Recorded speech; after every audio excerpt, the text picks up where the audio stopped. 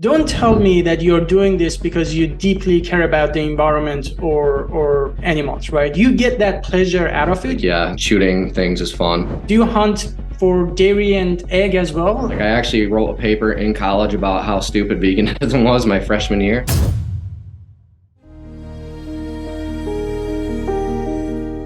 All right, so welcome, Hunter Tobey. I'm really excited that you accepted my invitation and you joined this conversation. Before we start, for hunters and other people who consume animals, I want to just be really clear that this conversation is not a personal attack to like who you are as a person. This is just a conversation. So I myself grew up eating animals, and even as a kid, I don't know why, I killed a lot of ants. Despite the fact that my parents never encouraged that, but I think I had a friend who influenced me, and today I'm really ashamed of this when I look back.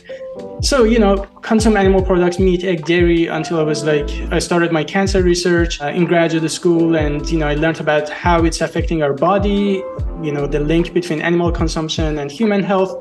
And then something kind of switched. One of my friends said, Faraz, you can't say you love animals and eat them too. I was really mad at my friend for a while because I loved meat so much. I was almost didn't want my friend to say anything about it. But I figured that she was right after 3 months of not liking her. And I changed. And I don't think it's a huge secret that I'm vegan. And I also want to come clean that for a long time after I became vegan, I really hated hunters. And the reason for that is when I look at the definition of the word sadism, it literally means getting pleasure out of inflicting pain and suffering in others and other animals. And really enjoying killing an animal is one of the signs of someone being a psychopath, unless it's under the guidance of an adult and the adult does that with a kid, and that suddenly becomes a father-children bonding moment. So for a while, I really hated it, but I learned that today I actually know hunters who happen to be vegan and vegan advocates. I know people who had slaughterhouses or ranches, and today they have a sanctuary. So I've seen people change, and I know that, the same way that I was suffering from cognitive dissonance, I grew up saying that I loved animals, but I killed them or ate them. I have to give everyone the benefit of the doubt. So today I've learned that I shouldn't hate anybody and have these conversations. And as a vegan, I'm genuinely interested in understanding what goes in a hunter's mind when they kill an animal. Because I genuinely don't think they are psychopaths. I think they are people just like me. But what happens to a kid that this happens? So with that, I'm going to start my questions. But the first thing I was wondering is, what do you do as a hobby? You look like I see all those muscles and everything. What do you do? Do you exercise? Yeah, so for a while I was mainly powerlifting. I really got into powerlifting, which is just a squat, bench, deadlift. Essentially, you take the 3 lifts and try to get the highest total you possibly can. Lately, I've been really focusing on jiu-jitsu has been my main thing lately, which is just submission grappling. It's essentially wrestling with submissions like arm bars, heel hooks, different kinds of chokes, stuff like that. I still lift, but I don't focus on powerlifting as much as what I used to. Okay, that's awesome. I love jiu-jitsu. I was doing jiu-jitsu until I hurt my shoulder. That's awesome. That's awesome. Okay, so the first question I have is, how did you get into hunting? What's the history there? Yeah, so I grew up in a hunting family. Like we said, my name is Hunter. My dad named me Hunter because it's just such a big part of my family. Every year we used to go up to deer camp. It was like a big bonding thing for our family where all the uncles would go, my dad, my grandpa, me, our friends, and we'd pretty much get drunk, play cards, and hunt. So my entire family hunts. As a matter of fact, it was such a big part of my life. I still have the tattoo to this day. It's kind of like a modern family crest with deer antlers on it. So yeah, essentially my dad was a hunter. So you know what you do when you're a son, you look up to your dad and you do what your dad does. And he had me go hunting with him. The first time I actually didn't really want to or enjoy it, but you kind of get pushed that way when it's your father, That's crazy. Do you remember the first time that this happened? Yeah. 11 or 12. I can't remember the exact age, but I was pretty young. I think maybe middle school, 6th grade or something like that. And my dad had me go on the youth hunt with him. And then I remember when we were sitting there in the blind, I was all excited. And then the deer came up. And my dad was like, oh, like pumping me up. He's like, there you go, buddy, there you go. And I just remember like freezing and like feeling like really bad. Like I'm like, shit, I'm about to like kill this animal, you know what I mean? And it kind of like hit me right there. And but you know, your dad's right there. You want to make your dad proud. I didn't want to look like a, you know, like a wussy or anything like that, because for whatever reason it's for some reason looked upon as being tough to like kill animals. I don't get that, but that's a side note. So yeah, I pulled the trigger and I shot the deer. Yeah, and I remember feeling really bad, and I remember walking up to it and it was still like fighting for its life on the ground, like moving and stuff. And my dad looks at me, he's like, well, now you got to put it out of its misery. And I'm like freaking out. I felt so bad, like watching like an animal fight for its life that I just killed. And I did, I put it out of its misery. But I just remember that being like a horrible feeling. And after that, I kind of got cold to it, and I ended up enjoying hunting. Where did you shoot the animal? Was that like, were you aiming for like heart or head? Yeah, you shoot. Yeah, you aim for the heart. So just like kind of right behind the shoulder blade, essentially. So. And then you had to walk to the deer and. Yeah, you walked up to it. It was still like laying on the ground, like fighting for its life or whatever. So just shot it again to put it out of its misery, and then you know you got the animal and all that stuff. Which, like I said, my first time hunting, I didn't really enjoy it. I just did it to make my dad proud, and I didn't want my dad to think I was like a wussy or anything like that. A side note, actually, I wanted to mention is I went to NRA's gun convention in Houston, Texas. Oh man! And animal. There were like hunters everywhere and all these, places where they sold like ammo. So what do you recommend to shoot dogs? I don't. I mean, I don't know. I wouldn't shoot a dog, so. Why not? Why not? Because they're a pet.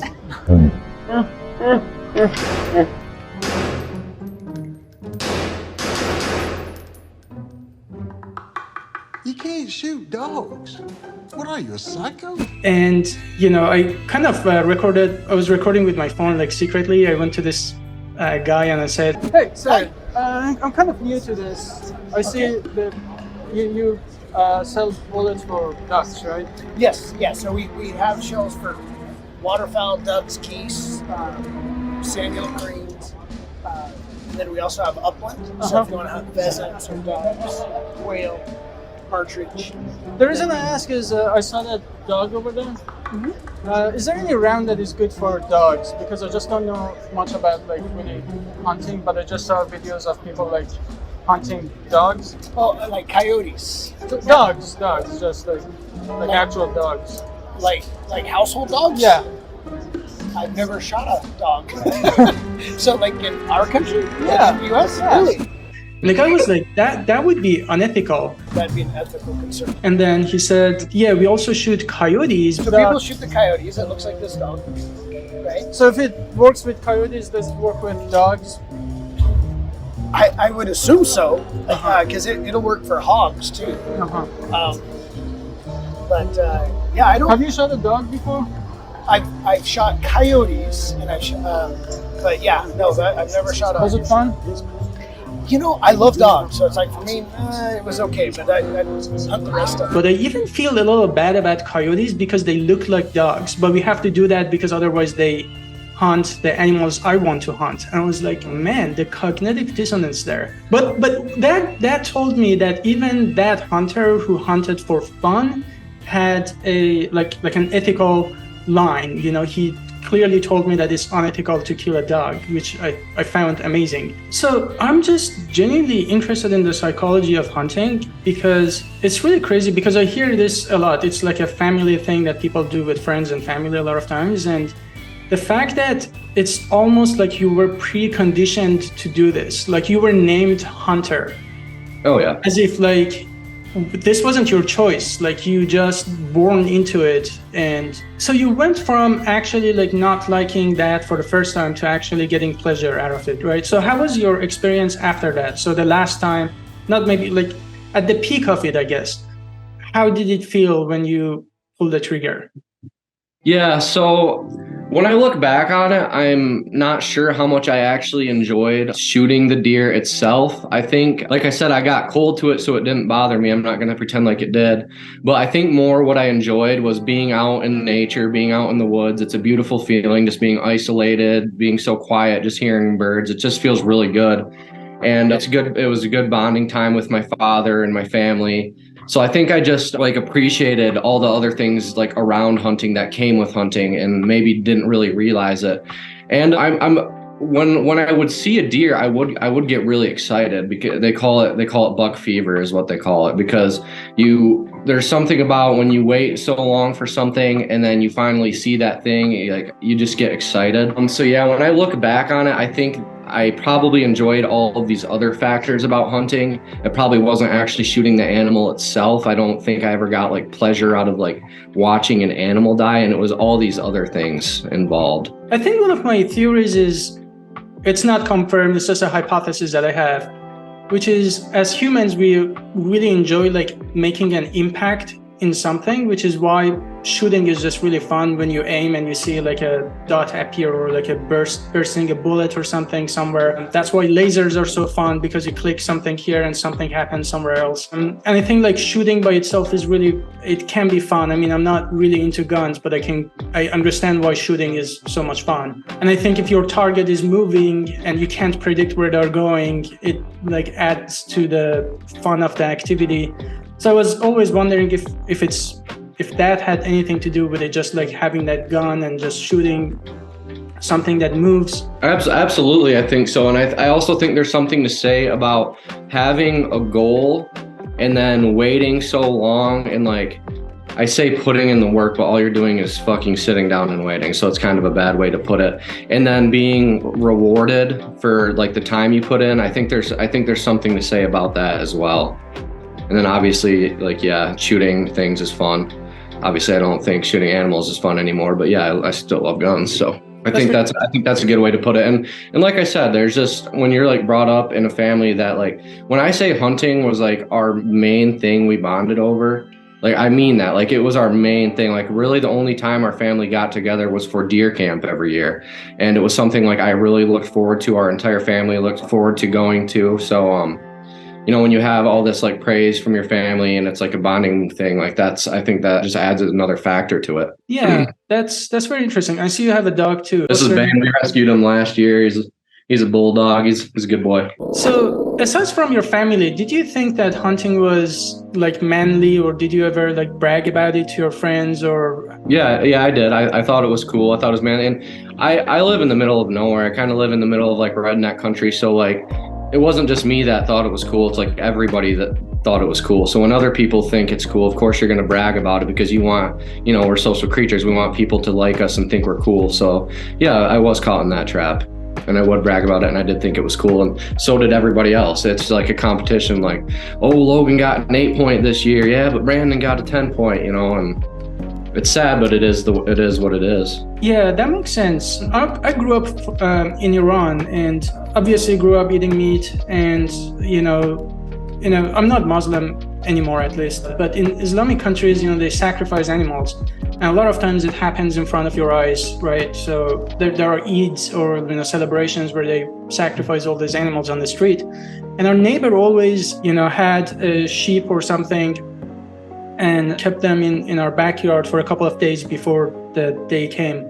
And I remember just like bonding with these animals, and you know, I watched how they killed them like in a halal or Islamic or it's equivalent of being humane, quote unquote, you know, all the blood coming out of their neck. And I remember I felt really bad, but it just never occurred to me that why are we doing this? And before that, when I was a kid, I guess when I was killing ants, I never really thought about them as like animals, because like insects are animals. I don't say like they're as intelligent maybe as humans, but there are still animals that have brain, and like just like I just thought about them as like objects. Never really occurred to me that I'm just killing animals, and it just gave me even like pleasure. So there was a moment for me that I just made the connection that, you know, I guess if there is one thing that I'm very ashamed of is the day that I looked back and I said, even when my friend pointed out that, Faraz, you're just like, you can't say you love animals and eat them too. This is like when I was 21, 22. I was like, sorry, animals, I love bacon and meat so much that just like one second of,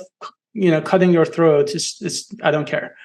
I'm just so ashamed that I thought that way at a time. But I think the moment where you finally reach the point where you use your sense of empathy or sympathy, I think sense of empathy is one of the strongest qualities that we have as humans, which is putting ourselves in place of someone else. That could be an animal, that could be a human. I'm not emotionally connected with someone in Africa, but I still know that harming them is wrong. I'm not a dog, but I know that if you step on a dog's foot, it'll hurt them. I'm not a deer, but I know if I go to a deer and kill them, it'll hurt them, it'll hurt their family. So I think the moment that we are able to make that connection and use our sense of empathy, that's the moment, at least for me. So what was it for you? At what point did you realize that something isn't right?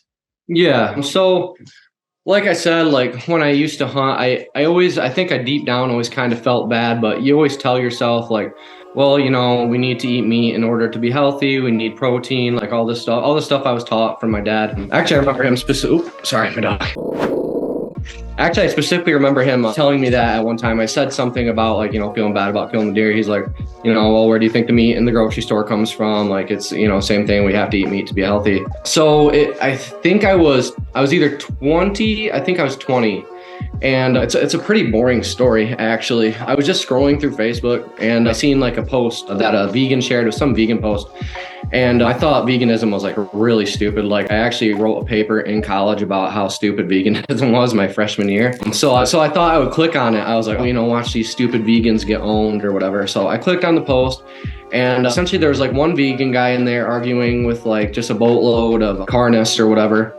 And he was like holding his own. He was responding really well. He wasn't calling names, just being super respectful, just being very factual about everything. And I read everything because I kept waiting for him to get owned, and he didn't. He was pretty much like, proving the meat eaters wrong on everything. And after reading it, I kind of found out like all the meat eaters had to say at the end of the day was like bacon, like yum bacon. And I was like, well, that's not good enough for me, So I kind of started to look into it myself. I was like, wow, like we can be healthy on a vegan diet. I didn't even know we could. I didn't know.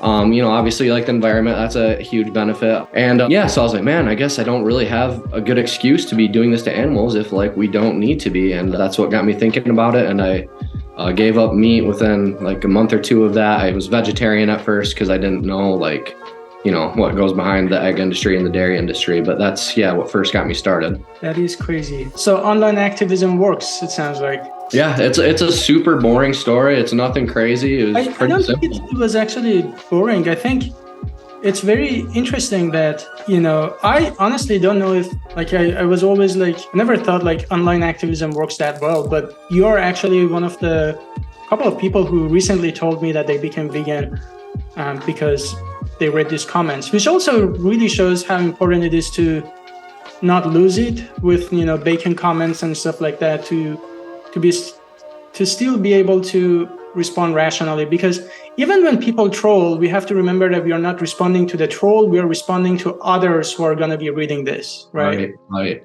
And I think that's really important. When I reflect back, I really think part of the reason I took the guy so seriously was because he wasn't calling names. He was just responding matter-of-factly. And everybody else, all the meat eaters, were actually making fun of him. And that kind of got me like, well, this isn't right. He's just stating like facts. Like why, I didn't understand. And that's actually, I think, part of what got me to take it more seriously. So yeah, it's not easy sometimes, but I try to do that. And I encourage others to do the same thing, because it's like here you're trying to say, here is every cancer institute saying that, the less meat you eat, the better. Here are non-vegan health organizations that say whole food plant-based diet is healthy and healthful, and it reduces the risk of top causes of death. Here is all the facts about proteins. Here are antibiotic-resistant pandemics. Here is the real face of animal industries, right? You talk about all this logic and everything, and then all they have is like bacon, or they say I love bacon. I'm like, I did too, right? You did too, probably, right? Did you? Oh yeah. Yeah, I imagine you like eating meat, or. Oh, absolutely. Yeah, I was a huge meat eater. Yeah, but it's like I have to define veganism. Veganism is not what you enjoy. It's about, we know taste and pleasure doesn't justify hurting another animal. Right. So I'm actually in Texas. I live in Austin, Texas, and a lot of my activism happens actually in Texas, either in Austin or Houston. And so what we get a lot here is, I just we need hunters because of like overpopulation of deers, or we have to protect our crops, or we do that for conservation, stuff like that. I'm sure you've heard a lot about that. So what do you think about that? Yeah, so first I try to get them to define what they mean by overpopulation and what would meet that criteria, because I think it can tend to be a pretty poorly defined term that people kind of just throw around to try to justify their actions. But also, and usually when people mean that, they mean like, oh, well, they're, devastating to the environment or whatever else. And usually we can apply that same reasoning to humans, but to a greater degree. It's like, okay, well, by your definition, humans would also be overpopulated. I don't think that would be a very good reason to go around and justify hunting humans because we're overpopulated, right? We won't accept that in the human context. And I don't see a morally relevant difference between humans and animals that would justify it in the animal context. So yeah, I mean, I would prefer we go about other methods. I don't know what those would be. That's just going to come down to the empirics. If it's not justified in the human case, you would have to name a morally significant difference between humans and animals that justifies it in the animal case, and I don't think people can. Yeah, I've seen the footage of people like shooting horses and stuff from like a helicopter. It's like crazy. I'm really into aviation. I was trying to take a lesson with helicopter, and I noticed that like half the places in Texas where I was trying to book a helicopter ride, they were doing that in order to shoot like hogs and other animals. And to me, it's like, I don't know what you think about that, but don't tell me that you're doing this because you deeply care about the environment or animals, right? You get that pleasure out of it. You're just trying to, otherwise, if that was really true, you should have these team of ecologists and scientists and biologists and wildlife scientists who would go there and try to do that. I should be seeing people who don't want to do that. Like the vet doesn't like to put down an animal, right? But they do it because they think they have to be doing it. You should be having these people who deeply care about animals and they don't want to see them die, who are convinced that deers are overpopulated, and they go and do it, not people who, it's like kind of a bias. Like I know that you are enjoying it at the end of the day, and so it's not about overpopulation. And even if it was, I think if an animal species is overpopulated, at the end of the day, it's because we messed with nature. And if killing them was a solution, then we've been shooting deers forever. So why doesn't that solve the problem to begin with? Well, it's kind of telling too, because if you really cared about overpopulation, it seems that the billions of sentient beings, cows, chickens, pigs, that we breed into existence and slaughter every year would be something you care about, because there's far more cows, chickens, and pigs bred into existence than there are like deer or wild boar existing. And what do you think are like eating more crops? I mean, it's going to be the animals that we're breeding into existence. So if you really cared about overpopulation of animals, why are you paying for them to be bred into existence? That's true. Maybe I should actually insert a graph that shows the biomass of humans versus farm animals versus wildlife. I'm going to insert it here. It's crazy that how much of the entire world's biomass is just animals that we farm, which you're right. I never really made this connection that one of the leading causes of global malnutrition is animal agriculture and consuming animals, because it consumes majority of land and crop. So even if you're worried about overpopulation because you're worried about not having enough food for humans or etc., then that's just another reason to be vegan. I'm also curious, so when you finally became vegan, how did your friends and family react? I'm sure it wasn't easy.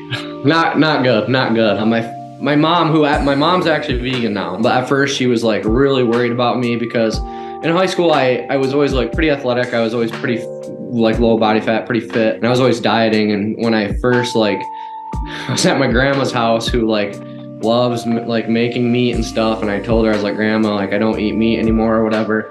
And one that really offended my grandma, because she's, how grandmas can be, like they kind of take offense if you don't eat their food. And two, my mom was like, Hunter, like this is just an extreme diet. Like you need, these vitamins and nutrients or whatever. You're going to hurt yourself. Obviously, my dad and my hunting side of the family didn't like it. I lost friends over it because, people just get really kind of hate vegans and get irrational about that stuff. So yeah, it went really poorly at first, and I'm not going to lie. But after a while, people get used to it. Like I said, my mom's vegan now. How did that happen? It kind of just gradually happened over time. She became more and more plant-based, and then I saw her started to share things on Facebook about like veganism and stuff. And yeah, she's kind of on board now. So just kind of over time, I think it just sat with her. And obviously, I love my mom. I talk to her. I try to help her out on things like, when she's worried about like B12 or other things. And so just take a supplement, mom. Like there's nothing wrong with that. And I'll show her, I think there's a statement by I think they're the Academy of Nutrition and Dietetics now. Like, mom, this is like really large organization of health professionals and a peer-reviewed statement.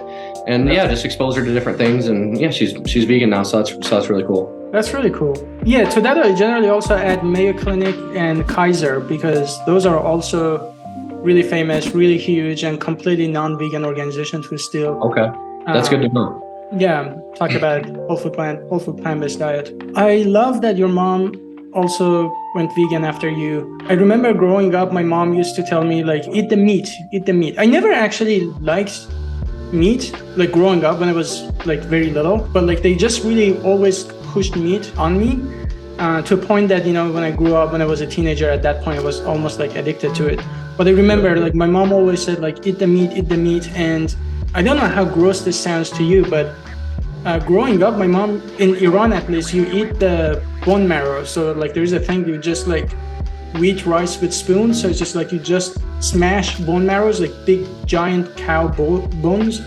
Yeah. And everyone says like, yeah, eat the muscle, eat the bone marrow. That's how you make blood. I like, as a doctor, and now I don't know how that works. That's not how it works. Yeah, it's crazy. And then you grow up, you just think that you need this stuff to be healthy. And dairy is another example of that, right? I also actually wanted to add, when people tell me that, oh, I just like hunt or whatever, I remind them that, you're like literally at UT Austin. You're not like, you are going to dining hall and you're going to groceries. So you're not hunting. But like when you tell them about going vegan, and they tell me, yeah, it's a good thing that you're doing this, factory farming is wrong, but I hunt. So I was like, do you hunt for dairy and egg as well? Or you're not, clearly you're not hunting right now. You're just like going to a dining hall where the food comes from, like those factory farms that you tell me that you don't support yourself. Yeah. I'll never understand. Somehow 99% of meat is factory farmed, but 99% of meat eaters I talk to swear they don't buy factory farm meat. So something's not adding up here. Yeah, everyone either says I just eat a little meat, or I buy it humanely, or cage free. So what are your thoughts on humane meat? Obviously, if you want to talk like maybe like lab grown meat where like no animal has to be harmed for it, like yeah, sure, I'm fine with that. I would call that humane. But like in the context that people usually mean it, like a cow that was like treated nice first, I just have no idea how people think that makes it sound any better. It's like, yeah, I spoil the crap out of my dogs. I treat my dogs, I can guarantee you, better than any farmer treats their cows. Like presumably if I were to take my dog and just like slit its throat during one of my TikTok live streams, people would be pretty angry. And if my response was, well, guys, no, it's fine. I treated them good first. Nobody would find that as acceptable, right? Because you're still taking an animal's life against its will. They still have the preference to continue to live, and you're violating that preference. So I'm just not sure what people think, how they think that gets them any closer to justifying their meat consumption. Yeah, something that really hurt me when someone said that was, they said, yeah, I buy my meat from these farms where animals have one bad day. And I was really thinking, like, how dare we to think of other animals that way, Like, if you have to eat animals, then I guess it makes sense to do that to decrease the suffering. If it's a necessity, maybe it was at some point in the past. But clearly today, if you're online on internet, like, arguing with vegans, I can guarantee that eating meat is not a necessity for you, right?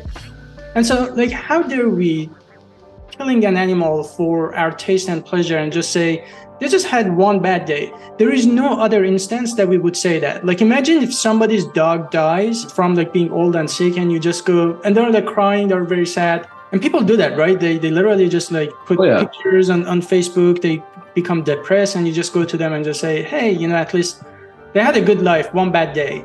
Imagine like your friend, you know, their parents get hit by a bus or something. You're like, hey, your parents had a good day. They had one bad day, you know.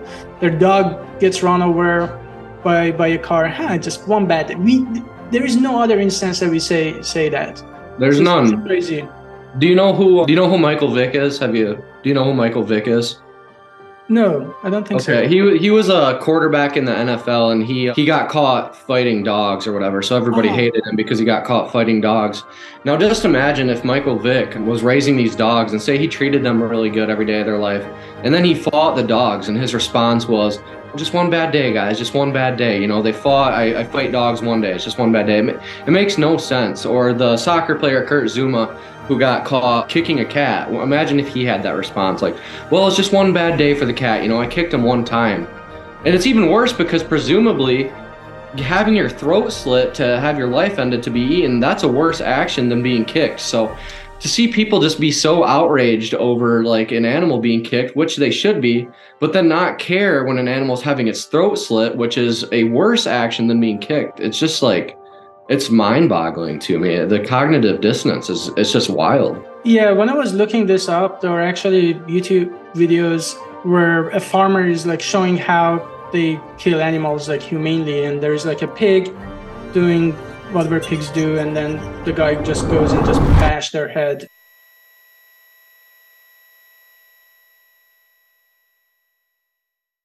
You can actually watch the entire thing, and then they start shaking, and then I was reading all the comments, and everyone was like, this is how you should be doing it and all that.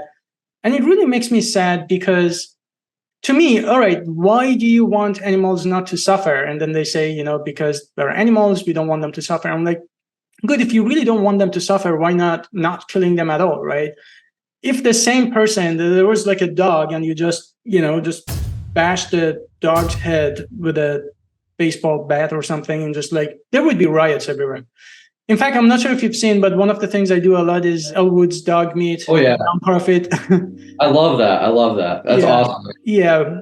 We were on a tour. We did that in all top universities, Harvard, MIT, Brown, Cornell, Columbia. We had a setup. We pretended, satire events that we were selling dog meat, humanely raised, organic. They had one bad day, and people get really mad. So, which is the whole point. Right. Yeah, that's awesome activism. I love that. I think that's a really good idea. Yeah, and at the end of the day, I think humane means act of kindness and compassion, right? When you put down this sick dog because you're trying to help them, right? But when you kill an animal because you just like it, that's not kind and compassionate. So the way that we play with these words to just make them seem less bad, it's just crazy. So what are your thoughts on hunting being super like manly? I think there is a real problem that both eating meat and somehow like hunting animals and harming them is manly. What are your thoughts on that? Or dominion, right? This is how we have dominion over other animals. Yeah, I couldn't think that to be any less true. I mean, when we look at like every other aspect of society, like protecting the innocent, protecting the weak, fighting for those who can't fight back, those are things that are looked upon as manly. But now all of a sudden, exploiting and commodifying the weak and bullying the weak when it comes to animals, somehow that's now looked upon manly. I think it's a huge double standard. I don't think there's anything manly about bullying those that can't fight back, about harming and killing the innocent. I couldn't think that could be any less manly, or even just being too afraid to go against the crowd. I just don't see how any of this is manly when I step back and think about it. What does the word dominion mean to you? Dominion, I mean, yeah, so it's going to depend how to define it. When I think of dominion, to me, that just means like we have maybe like care over a certain amount of beings. Like I'd have to look up how it's defined in the dictionary. I'm not sure, but that's kind of what I think of when I think of dominion. I don't know how most people mean it when they use it. Yeah, I think for me, it's like the responsibility to protect someone that is weaker than you. That's a good way to put it. like a parent has dominion over their children, right? That means that they know better, so they should do better, not to harm those children, right? So when we have dominion over someone, and I think like a lot of people say like, well, we just can't do it, so we should be doing it, or like dominion means like we are stronger, we are smarter. But they are all just more reasons to be more compassionate, to be more protective. It is in fact because we are smarter that we have this amazing like plant agriculture that we don't really need to, consume animals anymore. I think that's because of our intelligence, and it's important. So speaking of that, what do you tell people who say, vegans also kill animals because of crop death, all the animals who die during like agriculture? Yeah, so I might come at it differently than most vegans. I know the common response is, what do you think most crops are fed to? Most crops are fed to livestock, due to the laws of thermodynamics. It's always going to take more calories to put into the animals than what we get out of them. So if this is something you cared about, like that's a stronger argument for veganism. I tend to come at it from more of a rights-based perspective. So I don't necessarily see an animal like running in front of a combine harvester as like a rights violation.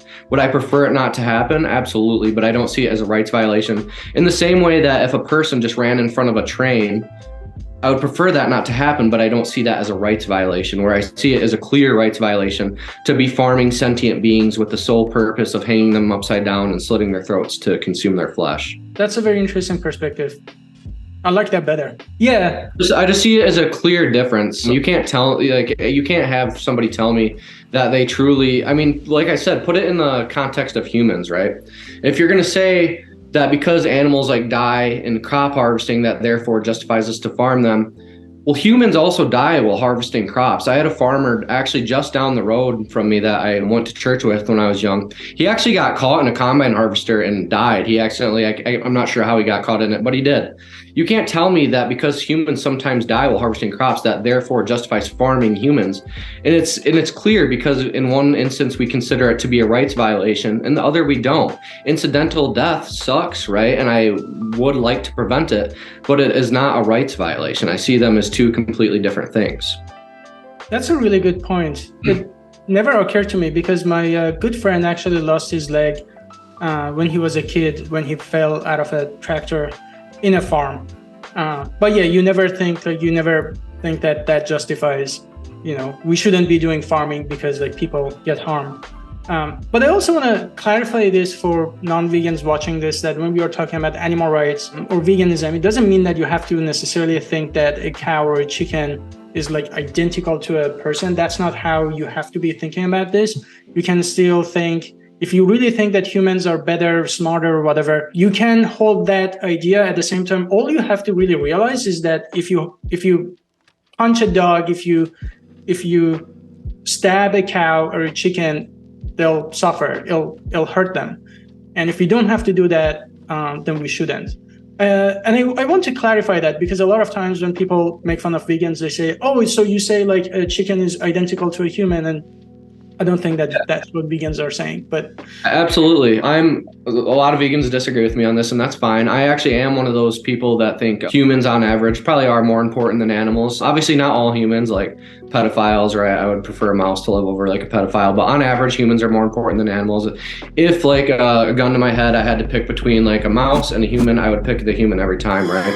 You don't have to think that humans are as important as animals. You just have to think that your taste buds are not more important than their entire life, which I think is like a pretty obvious thing. You nailed it. Yeah, I think it's justified that any species would choose their own species over another species, especially when it comes to survival. I remember someone earlier on told me, they've done this test that a monkey would pick their own child versus a human child if they sense danger, in terms of like, they don't come and save a human. Why do we want to save them? I was like, all right, but we are not in like survival, right? All we have to realize is harming animals is wrong. And I want to be really clear. Every time I hear people arguing against veganism, it's just because they don't understand what veganism means. Yes. They say vegans also harm animals. I was like, veganism is not about zero suffering. It's impossible. Like, you just have to always like say, all veganism is to reduce needless suffering as much as practical and possible. If a hunter is watching this, what is your message to them? Yeah, I would just ask that you reflect on what you're doing, kind of look into it a little bit, realize that we can be perfectly healthy off of a vegan diet, off of a plant-based diet. We don't need to eat meat to be healthy. And I know a lot of hunters, funnily enough, really love dogs. I've noticed hunters almost love dogs more than the average person even. So think about why you care about your dog. Think about why your dog's important to you. Presumably it's things like your dog experiences well-being, your dog is capable of suffering, your dog is capable of feeling pain, your dog has preferences, your dog has desires. Deer also share all of these traits with your dog, right? Presumably just because they look different wouldn't be enough to justify shooting a deer through the heart, but not your dog, right? So I would just ask that you reflect on why you care about your dog and think about the deer and see if they share these traits, because I would be willing to bet that they do. Awesome. And I think I'm not a hunter, but there were instances that I harmed animals in the past, and I don't think I was necessarily a bad person. It was just I wasn't really thinking about this, which is the whole point of this conversation. I mentioned that this is not a personal attack on anybody, but rather opening our eyes, right? So I've been wrong in the past. I tried to do better. And I think I can say that there is a lot of conditioning involved, which I think was brilliant when you mentioned that you were named Hunter even before you really could even think. You were brought up into this culture. You never chose. And the same way that I never was offered vegan option and meat, that I just chose meat, right? It was that's the only thing my parents gave me. They told me I needed meat to make blood. They told me I needed milk to make strong bones. And you're brought up with all these misinformation, myths, and cultural things that does nothing but harming animals. And then at some point, you just have to be honest with yourself and say, is this who I really am? Is there anything I can do better? And just give it an open mind and open heart. So now that you don't hunt, how did you replace that hobby? Yeah, like I said, powerlifting is a big one. Jiu-jitsu, I like riding motorcycles. I like drinking beers, things like that. One thing, I don't do this as a hobby, but I've done it a few times. I don't know if you know what magnet fishing is. I don't. It's where you tie a magnet to the end of the rope. And you drag it through a river or lake or whatever, and just kind of see what you can find. I think that's kind of an interesting replacement of fishing. Actually, I asked my wife to marry me that way. We were magnet fishing, and I had my buddy's toolbox set up was a rusty toolbox, and then it was a bottle, and it said would you marry me or whatever. So I planted it in a bed of reeds or whatever, and she hooked onto it and opened it. So yeah, that is genius. I love that. Actually, you mentioned your wife and you mentioned fishing. So just to wrap the conversation, I just wanted to talk about this too. Why do you think fishing is so different? It's not considered hunting somehow. Why do we have different words for hunting and fishing? And why don't people think of fish as animals? Yeah, so to directly answer your question, I think it's because, again, I don't know, but this is my guess, is that we're mammals, so we probably just emphasize more with mammals when they can make certain facial expressions and things, where fish can't make these facial expressions, so it's just harder for us to empathize with them. This is a real quick side story. When I first went vegetarian and started caring about animal rights, it's so deeply ingrained that I was yeah, I'm not hunting anymore, all this stuff, but I still fished because I was well, I just catch them and put them back. I'm not killing them. What's wrong with that? You know what I mean? That's how deeply ingrained it is. And I was this animals were something I started to care about, and I was still fishing at the time. Obviously I don't anymore, but I think that's why. I think it's just harder for us to empathize with fish because they're just so dissimilar from us. Yeah, what bothers me there is the fact that how many fish we kill, which is over 1 trillion individuals. Unbelievable. Just the experience of fishing really bothers me. When I go on a walk and I see how normalized it is to just pull an animal that they're capable of feeling pain and suffering out of an environment in which they can't breathe, and then they have to suffocate to death. To me, it's identical to a case where you're just going on a walk and then people are just drowning dogs in a river because they think it's fun. It really annoys me. But I often have this, I'm just I want to push them. Yeah. Oh yeah. I know it is infuriating. But I have to remember that at the end of the day, these are the same people. There is no difference between that person fishing with me, 11 years ago when I was consuming animals and didn't even think twice about what I was doing. So that's why I think everyone gets the benefit of the doubt. Everyone deserves an explanation. And then you mentioned your wife. What is your recommendation? And you got your mother to go vegan. So I see that a lot of vegans lose. I find it maybe difficult. Either their partner hunts. Actually, that's one of the questions a lot of people had. Like, my partner hunts. The best one said, she basically said, you know, if you want to be with me, you have to, you know, stop this. And he actually did. So ultimatums are really good. But what is your suggestion for people who are in relationship with people who consume animal products or hunt? Yeah, so my wife, when I first met her, she wasn't vegan. She didn't even know what veganism was. She had never heard the word, nothing. Like I said, we live in a pretty rural area, so it's not like a thing that's like talked about out here. And after, man, it was pretty shortly after, like maybe a month or two of like seeing each other, I started catching her watching like Earthling ad videos and stuff, and she went vegan, and now she's like, she does activism with me and stuff. She's pretty hardcore about it, which is really cool. So obviously there's always the chance that your partner could change, which, I mean, obviously turning people vegan is like big, like that's what we want to do as vegans, right? That's important to us. And so yeah, I personally, do I think I could be with somebody eating animal products for the rest of my life? I don't think I could personally. If somebody else wants to and you truly love that person, I mean, I guess that's just part of a relationship, but I would definitely, try to push them to our side. And I do think it's possible, especially people with like an open mind and an open heart. Like I said, my wife went vegan in like 2 months at most after meeting me. So some people just genuinely haven't thought about the concept. It's never been brought up to them. Yeah, I had never heard of veganism. It's not even a word in my native language, which is Farsi, until I came to the US. Yeah, and I also think that a lot of times, everybody deserves a chance. And, sometimes you're in a relationship with someone and you explain that to them and give them some time. But I think what really worked in one of the instances was the person was so solid that this is my value. My value is that harming animals is wrong. Similar to my value is that racism is wrong. My value is that harming children is wrong. And when it's your value, at some point your partner is either, aligned with that value or not. And it's not a simple thing. It's not like I like cucumbers and you like hummus, it's about like, it's a big value. A huge value, absolutely.